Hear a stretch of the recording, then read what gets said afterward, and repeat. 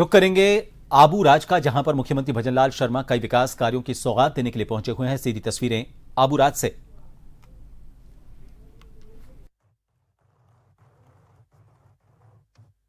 आज के इस कार्यक्रम में मंच पर विराजमान हमारे सभी मंत्रीगण और हमारे यहाँ के प्रभारी भाई के बिश्नोई जी, सम्मानीय ओटाराम जी, समाराम जी, हमारे पार्टी के प्रदेश के अध्यक्ष मदन राठौड़ जी, महाराज प्रतापपुरी जी और सभी मंच पर स्थानीय हमारे सभी नेतागण, मेरे सामने विराजे सभी पूजा योग बुजुर्गों, नौजवान दोस्तों, मेरी माता बहनों, सबसे पहले तो मैं आप सभी का वंदन करता हूं, अभिनंदन करता हूं।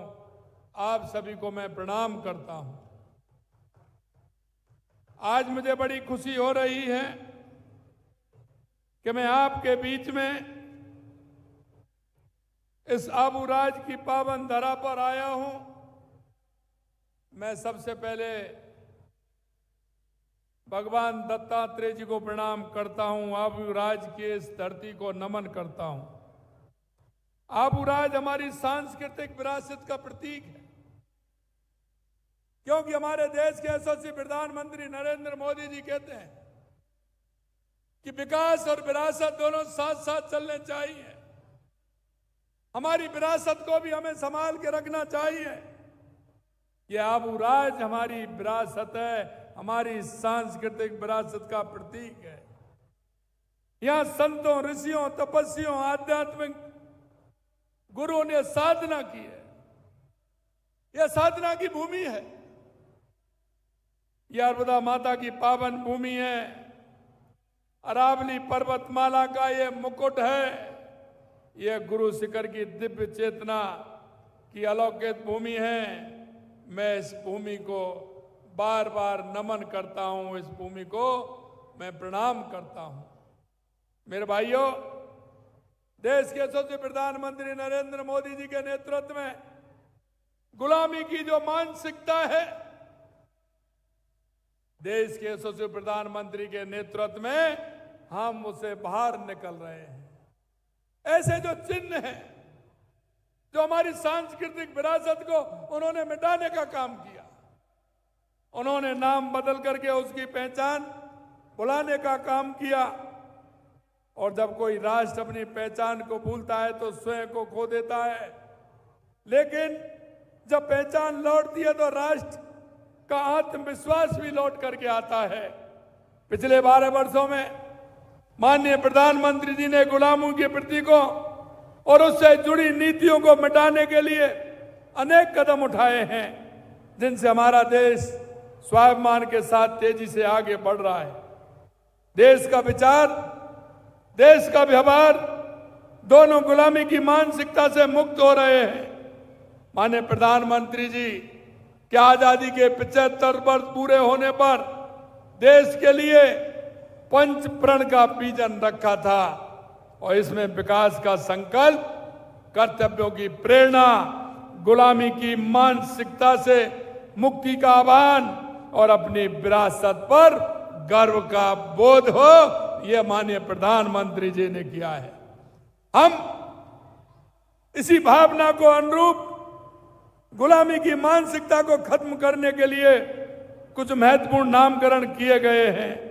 मित्रों, आपने देखा होगा, प्रधानमंत्री कार्यालय को सेवा तीर्थ, राजभवन को लोक भवन, केंद्रीय सचिवालय को कर्तव्य भवन नाम देकर भारतीय शासन दर्शन को गरिमा प्रदान करने का काम किया है।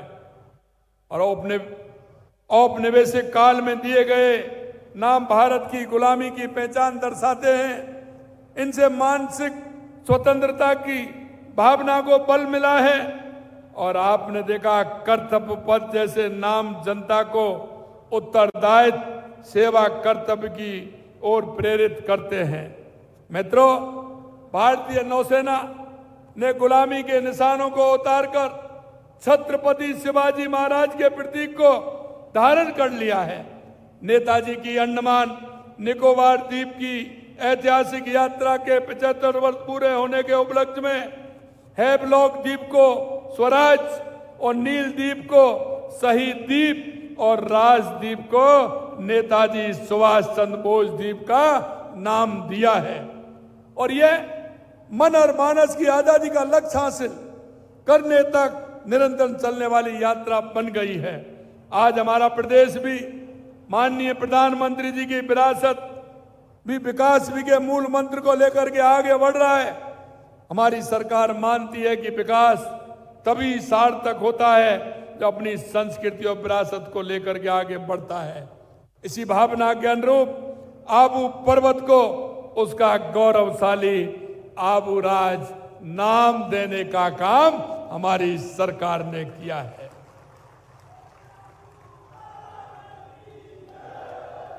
आबू राज केवल नाम परिवर्तन नहीं है, यह हमारी संस्कृति का सम्मान है, यह हमारी विरासत का सम्मान है, यह संत समाज की भावनाओं का सम्मान है, यह यहाँ की जनता की आस्था का सम्मान है।